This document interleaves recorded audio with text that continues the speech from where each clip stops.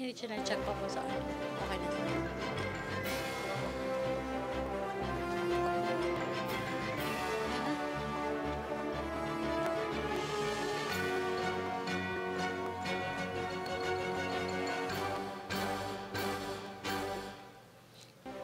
Good morning, ito po ang Mindanao Hour led by Presidential Spokesperson Ernesto Abella. Good morning, sir. Morning. The Joint Task Force Marawi updates on the rebellion in Marawi as of 12 noon of the 20th of June 2017. Civilians killed by terrorists, 26. Civilians rescued by government troops, LGU CSO, is 1,645, or an increase of 8 from 1,637. Terrorists killed, 268 from 258, or an increase by 10. Recovered firearms by government troops from terrorists, now at 271 from 255, or an increase of 16. Killed in action, government casualties, 66, or an increase of 1 from 65. Significant developments. We have monitored increasing willful and intentional arson activities of the rebels in various areas of the city. We'd like to give you an update on the donations as of 20 June 2017. For the families of our soldiers killed in action, the deposited to date is 508,500 from 224 yesterday. The account name in Land Bank, which is the only official designated depository bank, is AFP Marawi Casualty. Let me repeat that, AFP Marawi Casualty. And the account number is 00,000,552,107,128. And for evacuees from Marawi, account name, Marawi IDP, or internally, Marawi IDP, please take note.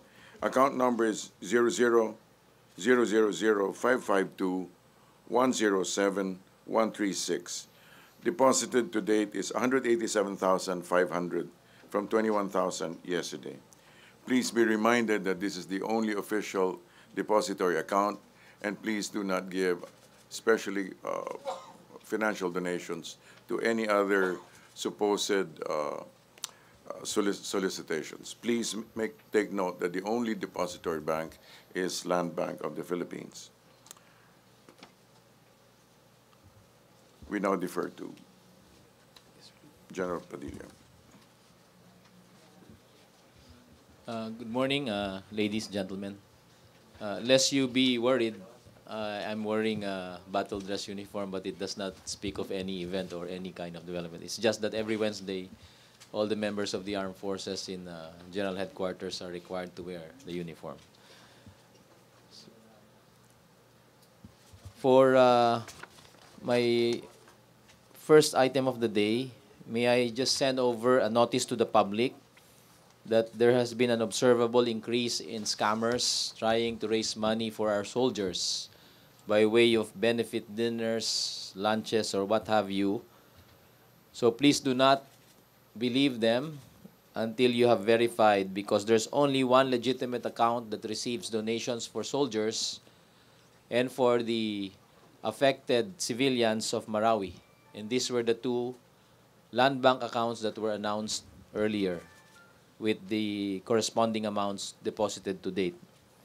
So just as a warning to the public, again, we would like to ask everybody to be on the lookout for these scammers and let your telcos know of the numbers they're using so that they can be blocked and cannot go on with their nefarious activities. Second, I'd like to give notice that, as the President has promised, for the use of his presidential aircraft, last night on our way back to Manila from Cagayan de Oro and Iligan, those who were required by our medical professionals to be evacuated to Manila used the presidential aircraft and other aircraft of the Air Force to be transported to Manila. A fulfillment of his commitment to have the presidential plane used by the soldiers. And we'd like to pass on the thanks of our armed forces on behalf of the Chief of Staff and the wounded warriors that we brought to Manila for further treatment. May I also give notice that the situation in Marawi continues to improve. There are areas that we have not covered before that we have already overcome at this moment, and the process of clearing is what we are concentrating on in the succeeding days. Yesterday, we reported approximately about 16 buildings that have been cleared. We are prioritizing the areas that are built up or heavily built up, which means to say those that are constructed well and can withstand attacks and bombardments, and potentially may have basement areas or hidden areas underneath that can protect them from any kind of assault from the air. So these are the buildings that we are concentrating on, along with small structures that are continuously being cleared by other follow-on forces. The armed forces is also carefully assessing the situation in the outlying areas in preparation for the rehabilitation. No concrete estimate of the damage has yet been done because those who would do the estimates will still be put at risk if they do the estimate. And I think you're well aware of this because of news reports even at the Capitol where stray bullets and shrapnels are still falling. So we ask and we beg for the indulgence of the members of the media who are staying there to please comply with the rules that we have set because of our desire for your own safety. May I also give notice that JTG Ranao, under General Rami Ray, is continuously conducting consultations with other members of the community to iron out their participation once the hostilities have ended and once we start embarking on the rehabilitation, reconstruction, and rebuilding of Marawi. This is all I have as a quick update. If there are any questions, I would be more than happy to answer them. Tuesday noon, DCBB. Microphone? Nasa yung microphone?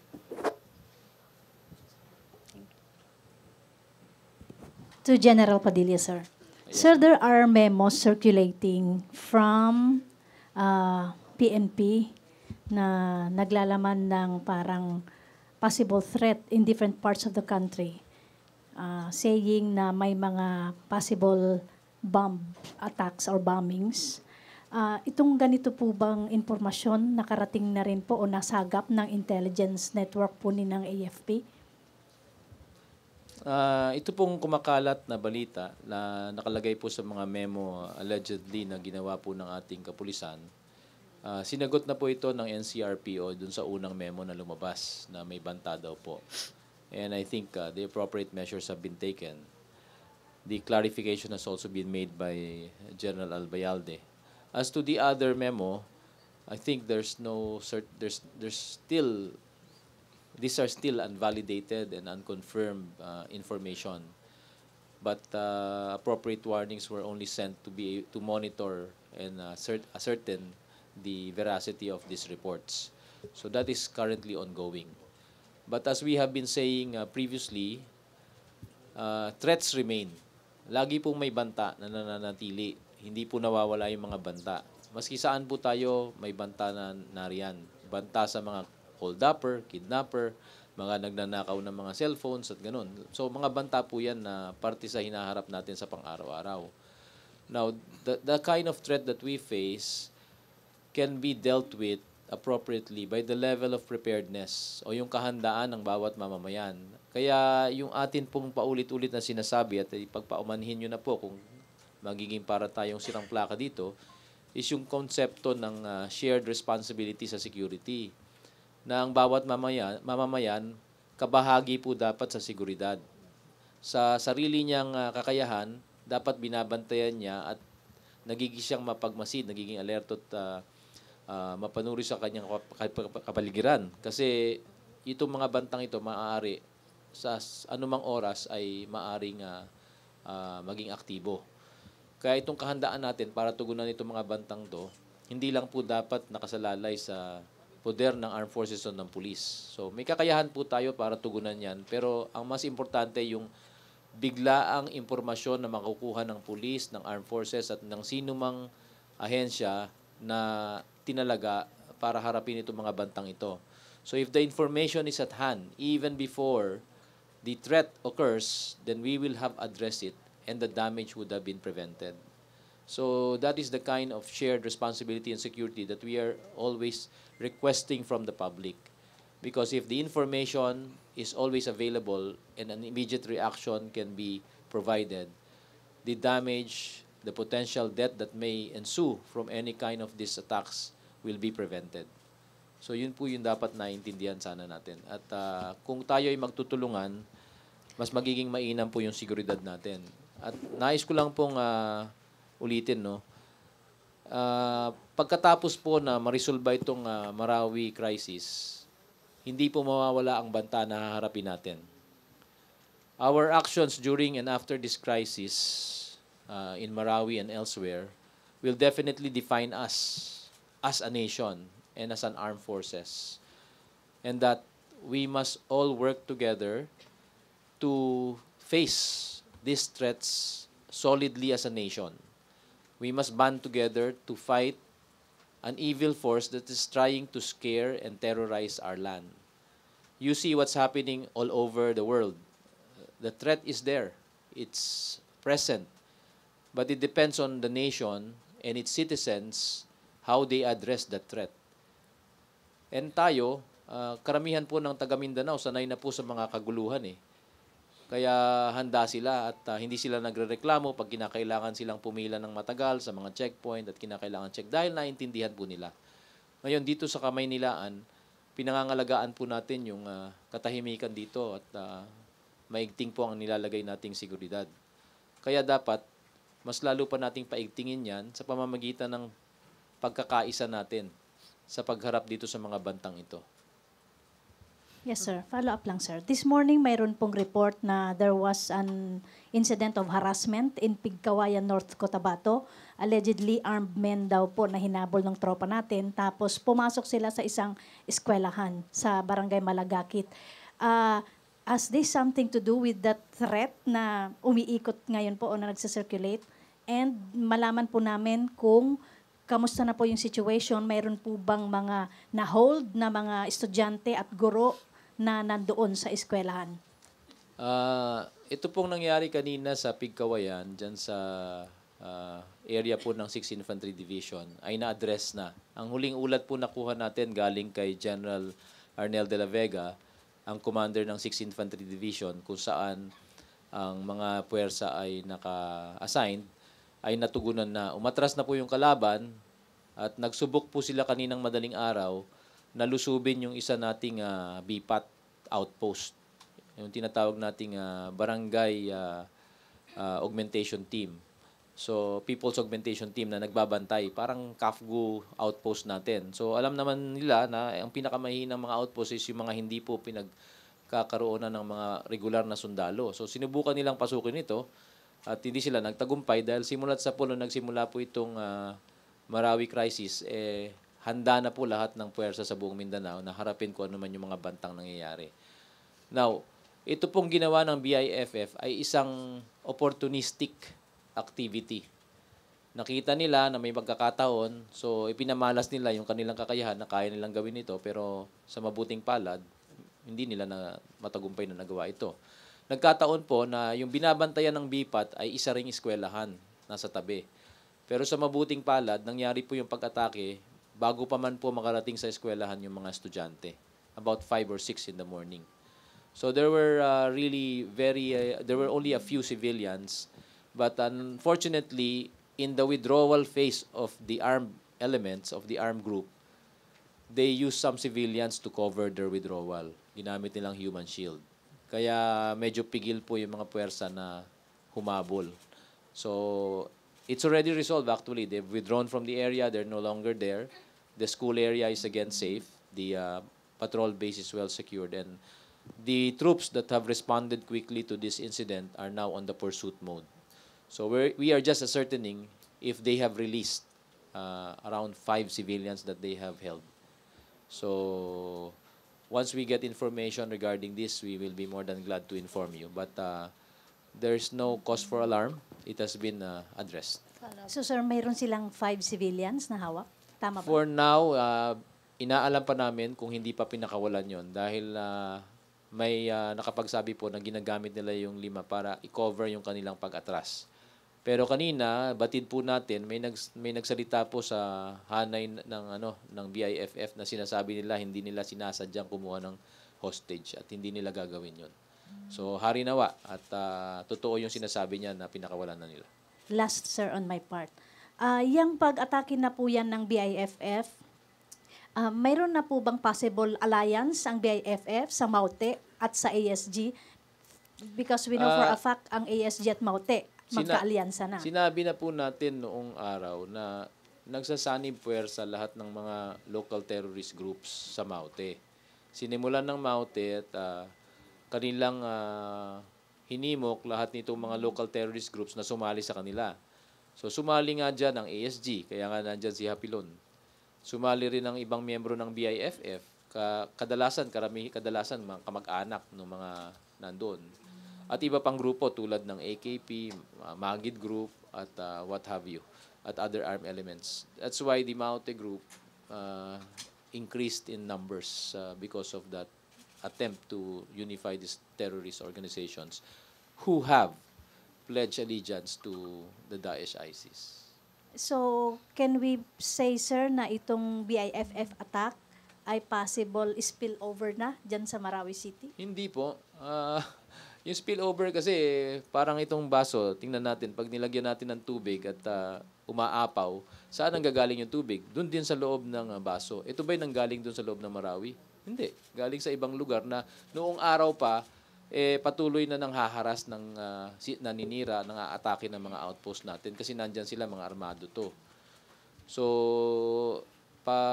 lipat-lipat sila ng lugar dyan sa may kinaroroonan ng ating mga tropa dahil armado sila at hindi natin matukoy talaga kung saan talaga sila namumugad.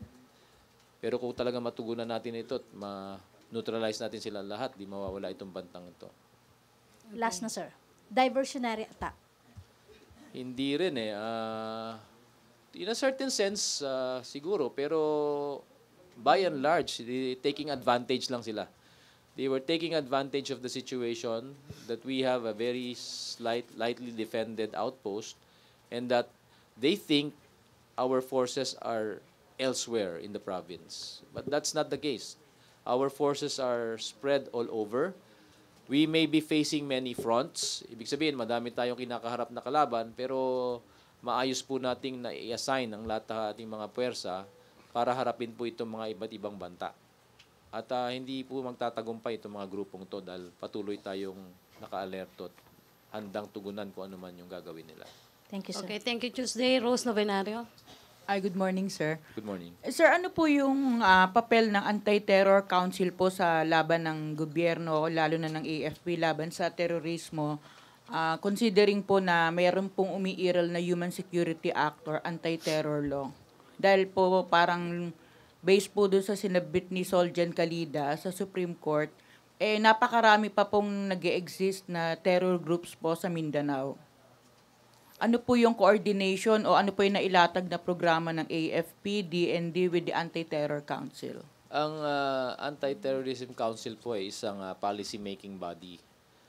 Sila po nakikipag-ugnayan sa mga ibang ahensya ng gobyerno na nakatalaga upang pag-isipan at magrekomenda ng mga angkop na pamaraan para harapin itong mga banta ng terorismo. Sila rin po yung nakikipag-ugnayan sa mga international organizations upang mapag-usapan at magkaroon ng anumang kasunduan para maging partnership para tugunan itong mga banta ng terorismo. So, yung kanila po mga binibigay na policies ay bumababa sa atin. So, unang makakatanggap niyan ay ang Department of National Defense o ang National Security Advisor at ipapamahagi niya sa atin. So ito mga ginagawa natin na pagtugon sa mga banta na hinaharap natin itong mga nakaraang mga taon, parte na dyan yung pagkakaroon ng mga task force na pwedeng tumulong sa pulis at mga units na i-form natin as quick reaction teams or units to address any kind of terroristic activities that may be present.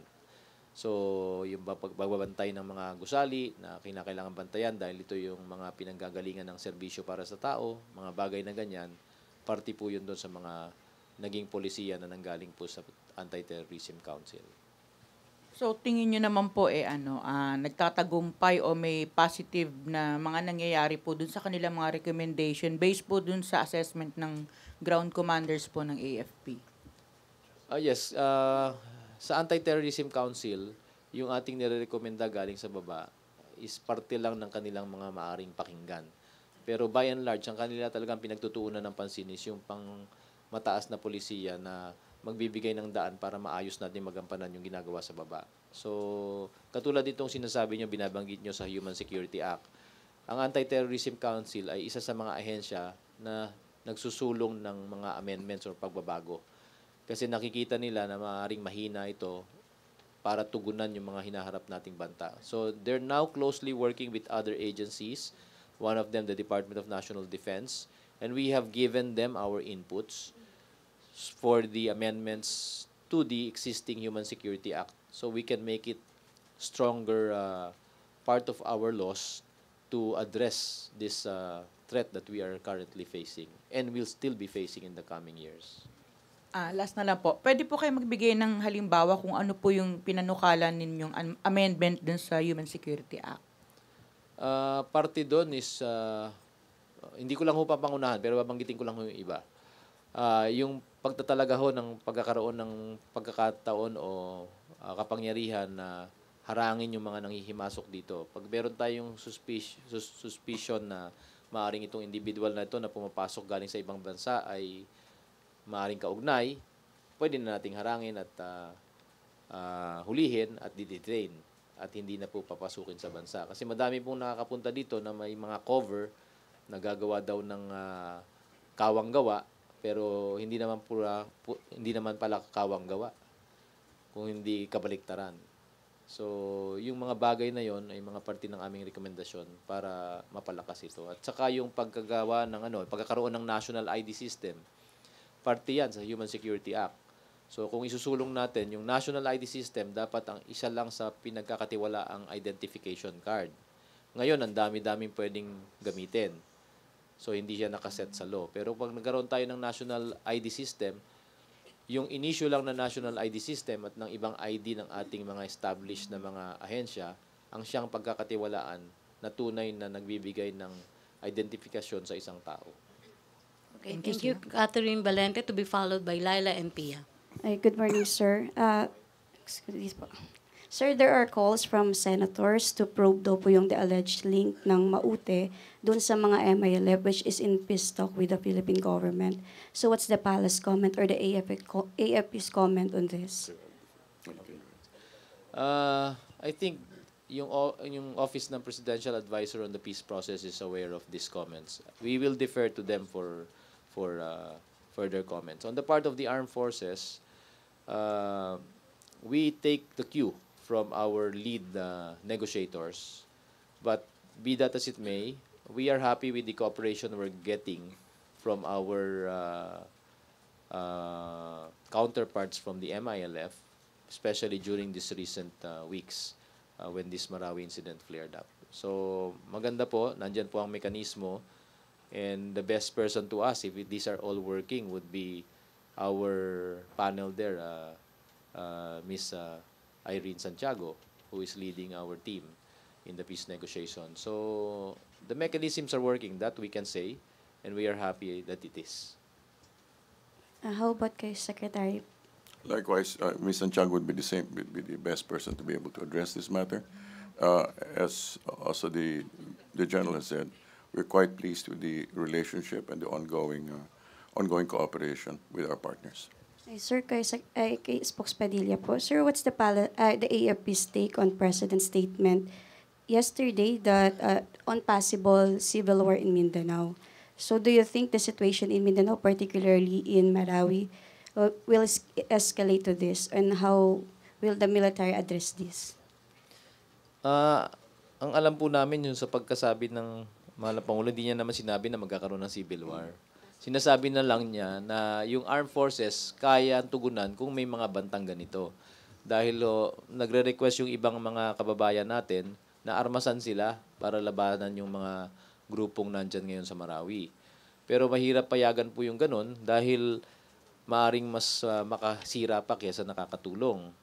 You have duly armed elements of the government. Ito po yung armed forces, yung police at ibang security sector partners. Kung lalabas po tayo sa pagkakataon na yan, baka mas lalong gumulo.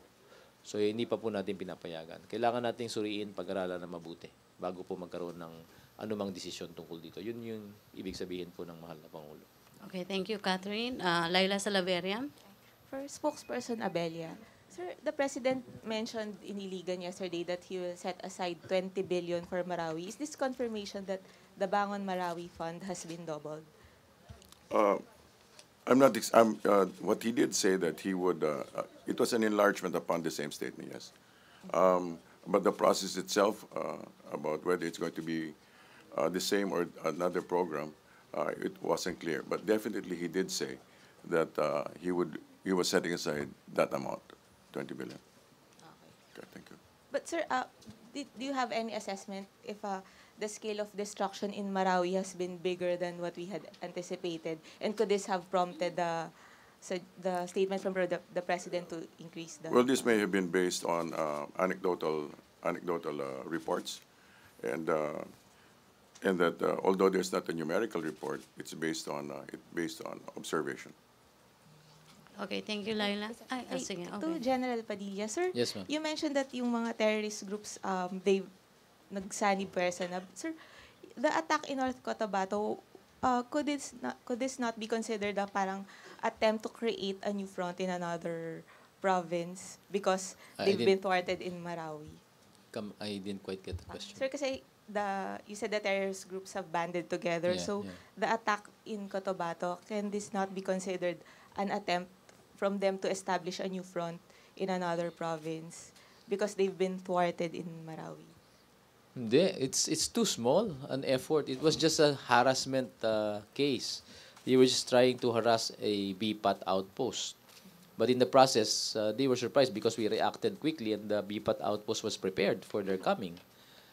Kaya sila umatras kagad. Kaya nga, near resolution na to eh. So, by and large, these harassments have been ongoing even before this Marawi incident. Remember, there are certain attempts at throwing an explosive in front of a camp or a police station or what have you. Di ba nangyayari na yan dati pa? Hindi naman yan bago. They will keep on harassing because they want to project that they are still existing. So, it's not something of the breadth or the size of Marawi. Okay, thank you. Last question. Laila Salaveria to be followed by Ace and Rose. Pia. Sir, were there any casualties in the North Cotabato attack? This morning? Yeah. There's none. We have not received any reports, and the last one indicated there was none. We're just concerned about the use of the civilians as human shield. So That's just to why confirm- we need to hold the distance. These 5 civilians were students? Tama po ba? No, they were just the civilians who were still in the area. So, So- we're not certain how many men, how many women, but as I mentioned earlier, the spokesman of the BIFF made mention that it is not their intention to get the hostages. So hopefully, kaya nga sabi ko, hari nawa, inirelease na nila ito ngayon. So none of the 5 were students? None. Okay. The sir for Spokesabella, the president mentioned yesterday that he would have a call with Indonesian President Joko Widodo today. May we know the topic of their conversation and if he will bring up the ISIS threat? I'm sure they'll be talking security matters, but we don't have the details of the plans for that conversation. Sir, how about the time? I said we don't have the details. There's sir today, for sure. It will happen today. No, there is an intention to talk. Okay, thank you. Okay, thank you. Ace Romero, to be followed by Rosalie. General, may we have updates on the trapped civilians in Marawi? As of the last report that we got from the LGU, you have to understand that it's the LGU that we rely on for the numbers. We don't have specific numbers of the civilians kasi sila yung mga nakakakilala sa mga unaccounted nila. So sabi nila there are about still 500 more or less who are still inside the areas where fighting is ongoing. Including kids, including children, and As to minors, we're not sure. These are general figures that comes from the local government, and there is no differentiation if there are children, if these are children, women, elderly, or what have you. And in that number, kasama na rin yung potential hostages na hawak ng kalaban. okay, Yusek Abella, when will the President sign the Bangon Marawi EO? It should be, we'll have to, there's no deadline set yet. Okay. But do we already have detailed plans? It's being drawn up. And, it will have to, the actual detailed plans that you're asking for will actually have to be drawn up after things have been properly cleared. Thank you. Okay, Rosalie Cos. Good morning po, Sir Padilla. Sir, question lang po. Mga nakalipas na press ko, nabanggit niyo po na makikipag-ugnayan kayo sa Indonesian counterpart regarding po dun sa information na i-feed na 1,200 ICs sa Pilipinas. Sir, may update po ba tayo dun, sir? May naging ugnayan na. Hindi lang ako privy kung ano naging usapan. Pero we sought clarification. And until such time that I read that report, siguro, ibabalik ko na lang sa iyo. I will update you whatever it contained. Natanong ko po yun, sir, kung nagbigay po tayo ng recommendation sa Pangulo about, or mga information details para sa gagawin niyang pakikipag-usap po kay Indonesian President today. I'm sure the President will have received talking points. I'm just not sure what is in those talking points. Sir, regarding naman po sa information ng mga lugar sa Mindanao kung saan may namomonitor po tayong sympathizers or supporters ng ISIS, meron po ba tayong particular information about doon? Yes, there have been a lot even before the Marawi incident, and they have been identified. Some of them are even part of the current rebellion ongoing and may also be part of the arrest orders already. Pwede po ba natin ibigay yung particular places in Mindanao kung saan? Ang martial law na-declare sa buong Mindanao kasi yun nandyan yung buong network. Hindi lang isang particular na lugar. May kamag-anak dito, nakaparty at kasama nila, may kamag-anak doon, so nagki-criss-cross na. So walang particular na lugar na mababanggit. Although may mga lugar na may concentrations at yun na nga yung pinangyayarihan ng kaguluhan ngayon. Okay, sir. Last question. Update lang po dun sa Central Business District sa Marawi, sir, kung ano po ang situation ngayon dun. Patuloy pa rin natin nakukuha yung mga gusaling dating hawak nila. As I mentioned, the other day we gave you a report that 16 buildings have been cleared and 2 more in progress. I'm not sure if those 2 are done today. We have to be very careful because you have to understand the nature of the battlefield right now. Asymmetrical na siya. Low cost, high impact ang kanilang sinusunod na prinsipyo at ang kanilang ginagamit ay maski anong pwede nilang gamitin. So, gumagawa sila ng molotovs. Mga molotov bomb, lalagyan ng gasolina, lalagyan ng mitya, susindihan, tatapon sa mga nasa babang mga tropa natin at ano pa man. May LPG dyan, lalagyan nila sa isang pintuan, lalagyan nila ng patibong na mayroong paputok. Pagka pumutok, pati yung LPG sa sabog. So, mga ganong klaseng parte ngayon ang hinaharap. Kaya dapat dahan-dahan. Hindi natin pwedeng ilagay sa risk ng ating sundalo dahil lang sa pagkiklear ng mabilisan. Hindi po. It doesn't work that way. If you will read through the recent events that have been happening in the Middle East, some areas were cleared after 6 weeks, after 3 months, after 7 months. It depends on the size of the areas that are being cleared. And it has to be painstakingly slow.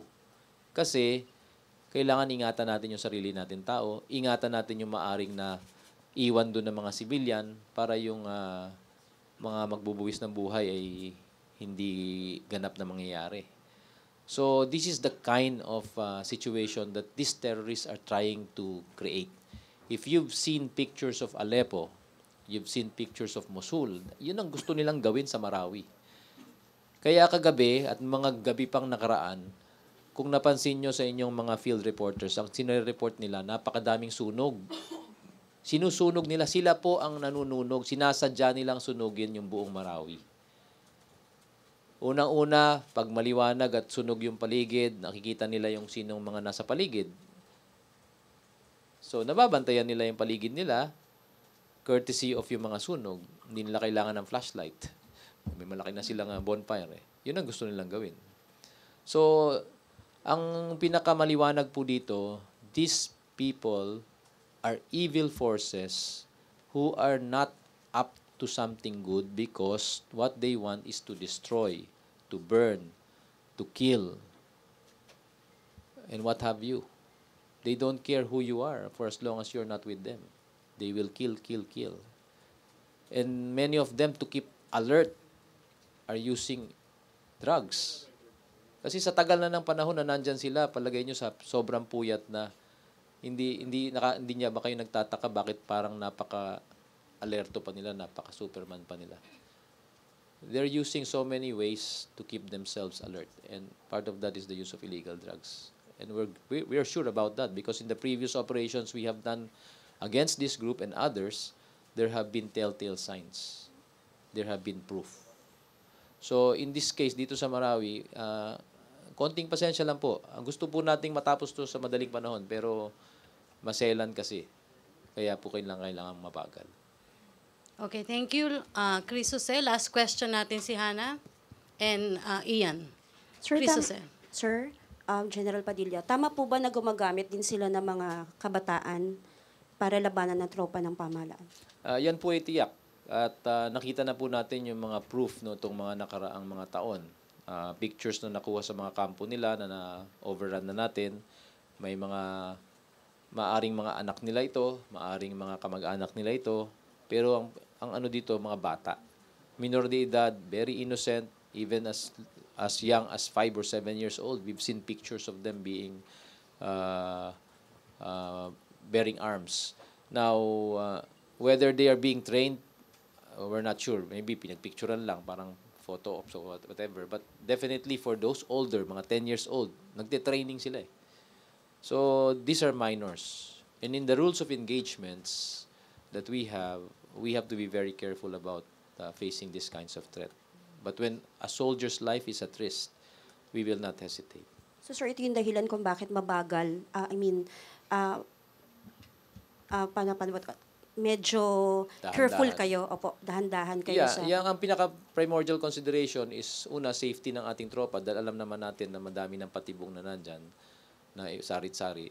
At isa pa, yung buhay ng mga civilian na maaring nagtatago pa sa loob para hindi sila madamay ng gusto.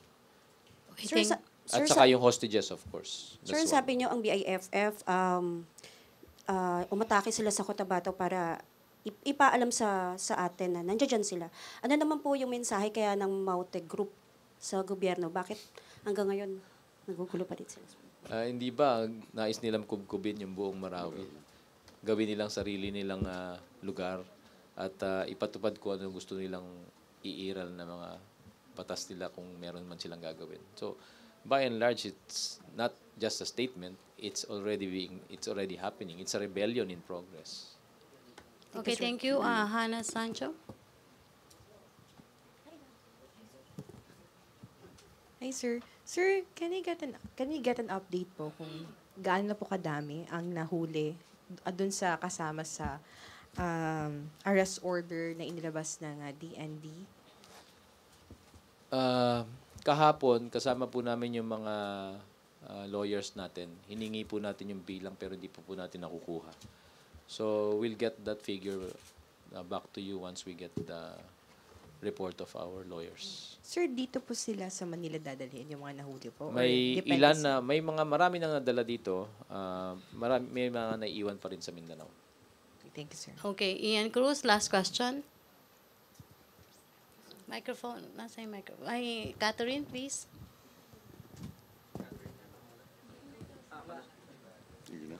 Yusek Abella, good morning, sir. Sir, dun sa column ni Kit Tatad, binabanggit niya na may mga reports na na-hospital ang Pangulo sa Cardinal Santos. Gaano po katotoo yun na nagkaroon siya ng mild stroke? You know, he stood up, he showed himself. Kid Tatad may just be creating fantasies again. Follow-up, sir. Sinasabi rin niya na miniting daw ni Secretary Evasco ang ilang mga miyembro ng kabinete tungkol dito sa kalusugan ng Pangulo. Totoo po ba? Like I said, Kid Tatad must be sourcing something that nobody knows about. Okay.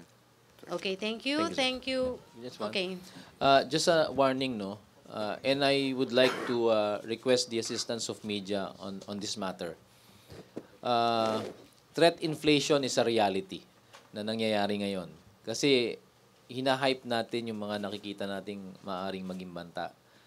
So sana iwasan po natin yan kasi nagdudulot ito ng agam-agam sa isip ng ating mga kababayan. Ang importante po dito, tulad ng binanggit namin, is yung panatiliin lang natin na conscious tayo sa dapat maging alerto at makipagtulungan.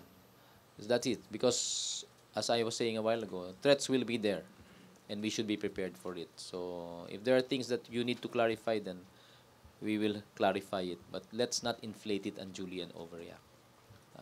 And just one last, when we lost people in the battlefield in the ongoing fight, but also in our chaplaincy service, we lost our bishop, si Bishop Tumulak. And I'd just like to request that the public be advised that his remains now lie in state in Camp Aguinaldo and will be brought to St. Therese. So those who have known him and who may have worked with him may come pay their last respects because he will be interned tomorrow. I'm not sure tomorrow, Thursday. So this is all, and thank you very much, sir. Thank you, thank you, Brigadier General Restituto Padilla, Presidential Spokesperson Ernesto Abella. Thank you, Malacañang Press Corps. Back to our main studio sa Radyo ng Bayan and PTV. Sir, thank you. On Friday, Mindanao Hour is in Davao.